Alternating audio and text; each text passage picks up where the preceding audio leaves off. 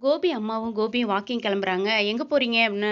"Walking போறோம் நானும் அம்மாவும்ன்னு" சொன்னதும், "நம்ம 2 பேரும் போலாம்" அப்படின்னு ராதிகா வேகமா கூட்டிட்டு போறாங்க. அப்போ வந்து கோபியோட அம்மாவுக்கு ரொம்ப டென்ஷன் ஆகுது. "எப்படி என் பையன பிரிச்சு கூட்டு போறா பாரு" அப்படின்னு திட்டிக்கிட்டு இருக்கிறாங்க.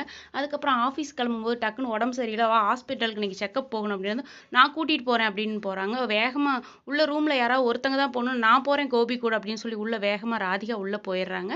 கோபியோட அம்மா வெளியிலேயே நின்னுட்டு திட்டிக்கிட்டு இருக்கிறாங்க. அப்போ வந்து கோபிக்கு வந்து டாக்டர் செக்கப் பண்ணி எல்லாம் முடிக்கிறாரு. வீட்டுக்கு வந்ததும் ஈஸ்வரி சொல்றாங்க, "என்னடா சொன்னாங்க கோபி? அவ நேத்து வந்தவடா. நான் வந்து உனக்கு இருக்கக்கூடாதுன்னு அவ நெனைக்கிறா" அப்படின்னு சொன்னதும், உடனே "அம்மா நான் சொல்றத முக்கியமா கேளுங்கம்மா" அப்படின்னதும், "சரி டாக்டர் ஃபர்ஸ்ட்டு என்ன சொன்னாருன்னு சொல்லுடா" அப்படின்னு சொல்றாங்க. டாக்டர் ரொம்ப மன அழுத்தம் இருக்கக்கூடாதுன்னு சொல்றாங்க அப்படின்னதும், "இனிமே நான் எதுவுமே பேச மாட்டேன்டா. நீங்க பேசாம இருந்தீங்கனாலே எனக்கு நெறைய ப்ராப்ளம் சால்வ் ஆயிரும்மா. நீ தான்டா எனக்கு ரொம்ப முக்கியம். அது எனக்கு எப்பவுமே தெரியும்மா" அப்படின்னு சொல்லி கோபி சொல்றாரு. 2 பேரும் பாசமா பேசிக்கிறாங்க. கோபியோட நெலைமை பயங்கர காமெடியா இருக்குது. பிடிச்சிருந்தா ஒரு லைக் குடுங்க.